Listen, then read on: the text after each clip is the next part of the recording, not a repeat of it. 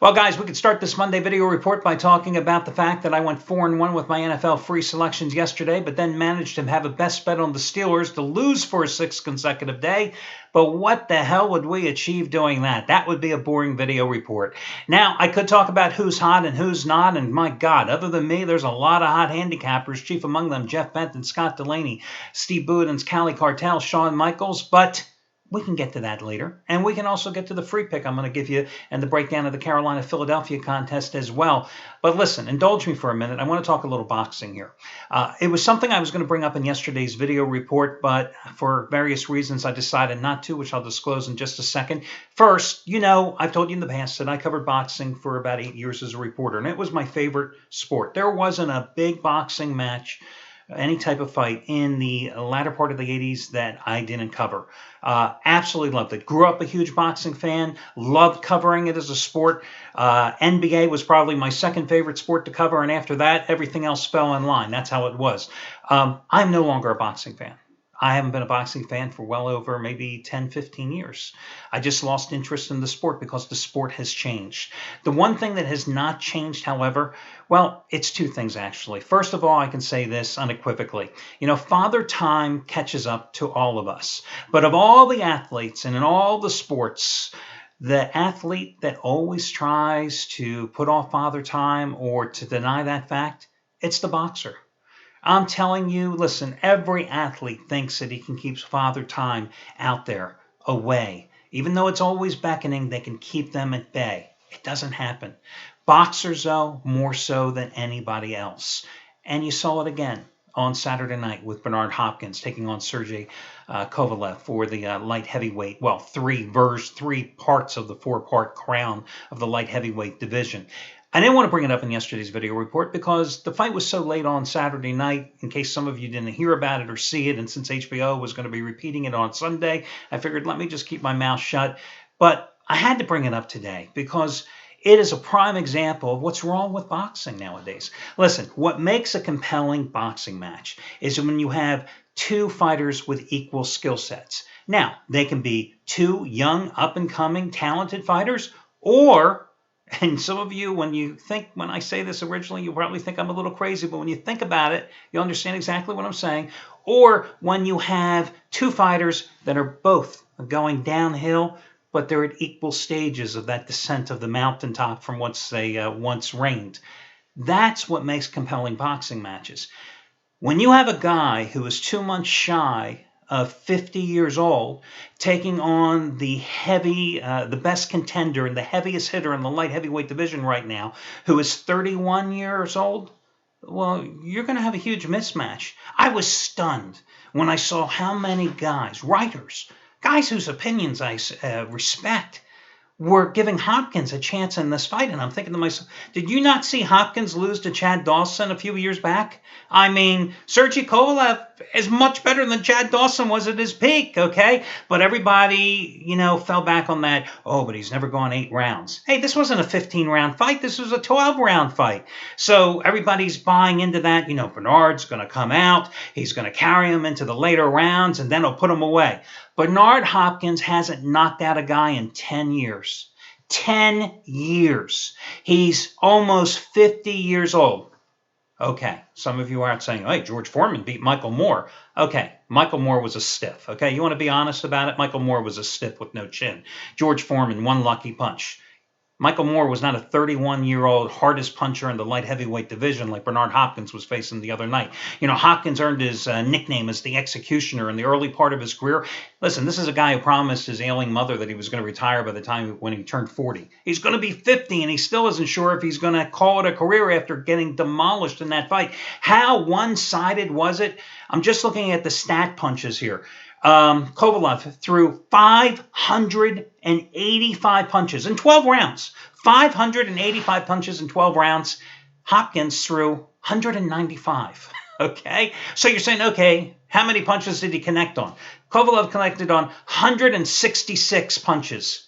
That's 101 more than Hopkins connected on. And Hopkins punched with the authority that I would punch with, okay? It was like pitter-patter. He couldn't do a thing, you know, and The interesting thing about Father Time, as I said, it catches up to everybody. And if you watch the fight, or if you happen to get a chance to watch the fight, Hopkins was knocked down in the first round. And it was between rounds 3 and 4. Yes, 3 and 4. Cameras have Hopkins up in the corner, and have the close-up. And Hopkins is just sitting there on the stool, very stoic, listening attentively to his trainer, but just kind of like in that zone. And at that moment, I'm looking at him and I'm thinking, he knows. He knows he's got to go 9 more rounds and he ain't got a chance in the world to win this fight. And that's the one thing I also find very interesting about boxers. There comes a time in that one fight where they know it's over. They don't have a chance. And when I say in that one fight, it's because they realize this is it. The career is pretty much shot, and they just don't have it anymore, and that their younger selves would have been able to put up a fight, but they can't. Listen, it happens to them all. It happened long before my time to the greats, the Joe Lewises, on down. It happened to Ali against Holmes. It happened to Holmes against Tyson. It happened to Frazier versus Foreman. It happened to Foreman then when he ballooned and he lost all his talent. Hell, it happened to Mike Tyson. Everybody eventually falls off that cliff. And again, that's the problem with boxing. Why boxing is just not that interesting anymore? Because all you've got are TV-made matchups where you're going for names rather than the talented fighters that make equal good matches. That's why the MMAs and the UFCs and the ABCs, all that crap, I don't even pay attention to it. That's why it's become so popular, because you have action and you have excitement and you see these guys fighting more than just once a year. You don't have that in boxing. Oh, now some of you out there will say, oh, yeah, but, we got Pacquiao, we got Mayweather out there. Let me tell you guys, Pacquiao is shot, okay? He may win in a couple of weeks, and I really don't know anything about his opponent. I have to really look at that one.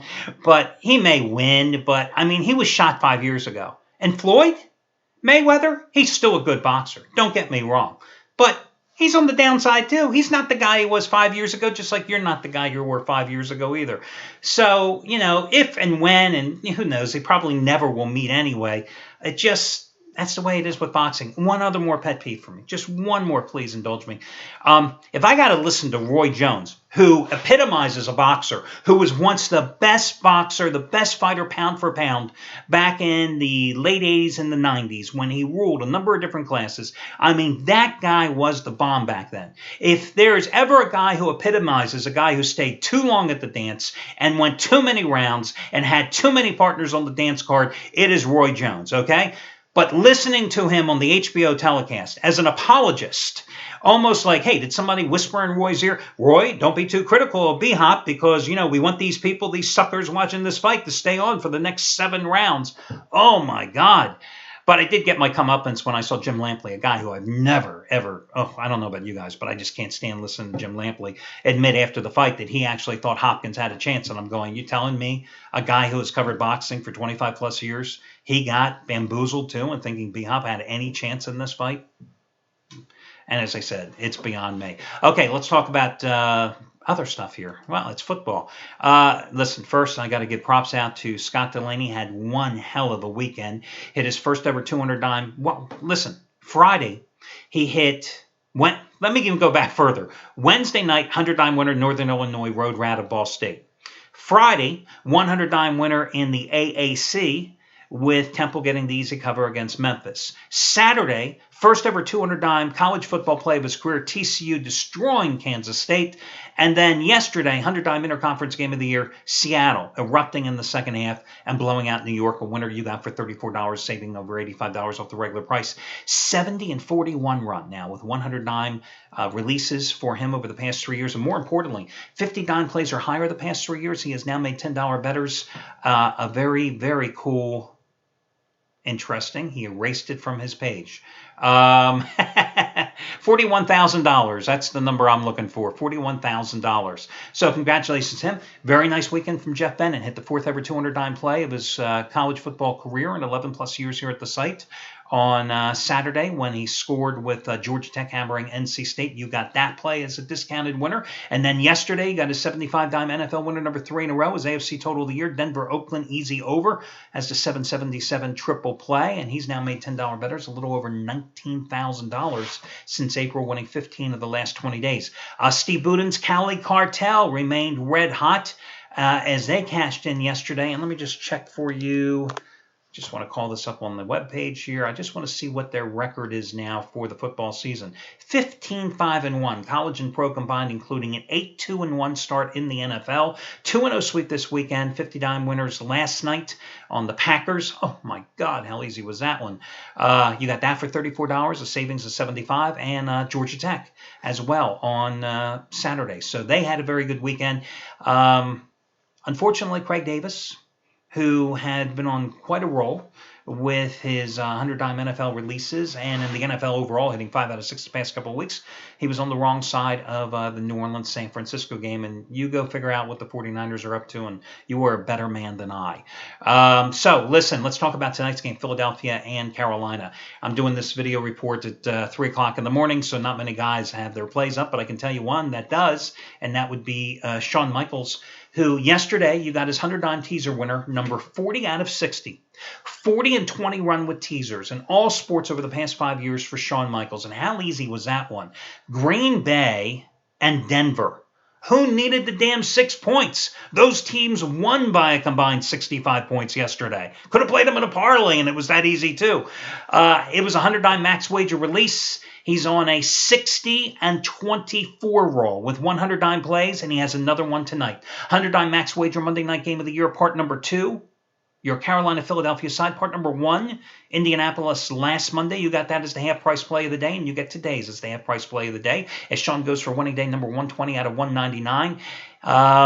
He is the winningest football handicapper here at the site, guys, over the past 5 years, making $10 bettors a little over $31,000. And you get it for half price by using coupon code SEAN, S-E-A-N. Check back later in the day by 2 p.m. Eastern Time. All the other promos, discounts, etc. will be available over on the homepage. Let's talk about tonight's game now. From a totals perspective, you're looking at 48 points. And I think a lot of people, they immediately look at Philadelphia and go, oh, it's Chip Kelly, that offense, it's going to purr. They're going to put plenty of points on the board. But there's a couple of factors you have to consider here. First of all, the Eagles have not been that explosive of an offense this season for most of the year for one reason or another. First 4 games of the season is because the offensive line injuries led to the running game not being able to get anything established. It also had something to do with the fact that Nick Foles was so magnificent last year with 27 touchdown passes, 2 interceptions, and this year, before breaking his collarbone in the Eagles' last game, he had 13 turnovers, including 10 interceptions. So this is a team that is not scoring automatically 35 points a game, okay? Yes, they have done well here. Yes, they did score 31 last week at Houston.